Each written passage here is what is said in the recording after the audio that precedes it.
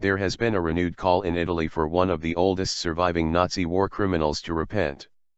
It came on the eve of the 100th birthday of Erich Priebke, who has never expressed remorse for his part in a World War II massacre at the Ardeatine Caves, on the outskirts of Rome. The former SS officer is actually still in the Italian capital.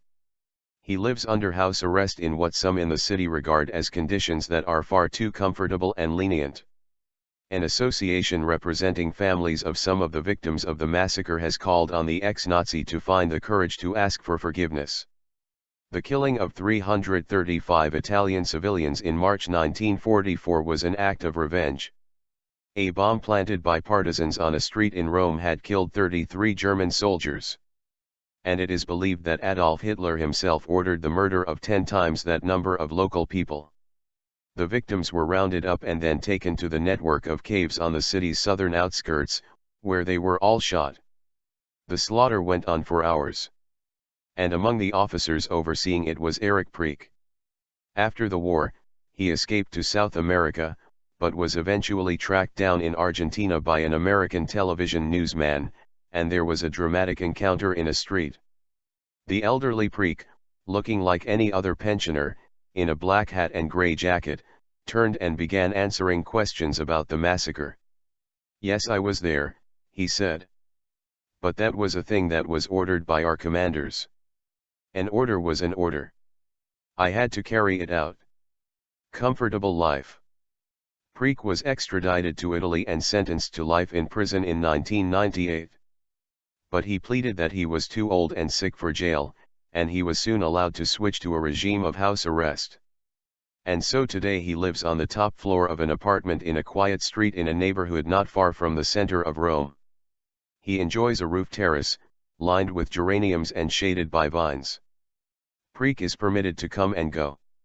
With an escort, he has always been allowed to do his shopping, take strolls in the park, or go out to restaurants in the evening to eat with friends. No regrets. For some, in this city where the former SS man committed his war crime, his treatment has been too much to bear. And that is particularly so for members of the Jewish community. One of its activists, Angelo Sermonita, said, "Jewish Rome, and the whole of the city, can't allow this character to go around his neighborhood, do his food shopping, and enjoy privileges. He is 100 years old. There is no need to hurt him. We're not saying he should face the guillotine, the gas chamber or the electric chair. But if only he was at home and didn't make himself seen. He awakes in others memories of the evil that he did.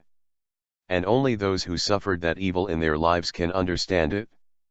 And among some there is bitter resentment that this former Nazi in their midst has never apologized or asked for forgiveness for what he did." A lawyer, Sebastiano Di Lasaio, who speaks for the association that represents families of the massacre victims, said Priebke's attitude had been shocking. "We never heard, from his mouth or through his lawyers, that he was saying sorry," Mr. Di Lasaio said. "He could have said I was 20 years old, I was young, I wouldn't do it again. But we never, ever heard words or saw gestures of regret." Mr. Di Lasaio said that while Priebke had managed to live to be 100, his victims, 17 and 18-year-olds among them, had never been allowed to grow old. "Maybe now, with age, he has thought his experience over," he said. "It's about time he admits he made a mistake and asks for forgiveness." But Priebke's lawyer, Paolo Ghiacchini, pointed out that in a statement written in 1995, his client had expressed profound solidarity with the pain felt by relatives of the victims of the massacre. And Mr. Ghiacchini suggested that nothing more than this was required. "Our judicial system does not take asking for forgiveness into consideration," he said. "Personal opinions don't count." Mr. Ghiacchini, who actually owns the flat where Priebke stays, said that he became involved in the case in the mid-90s when he thought his client was being persecuted for political reasons.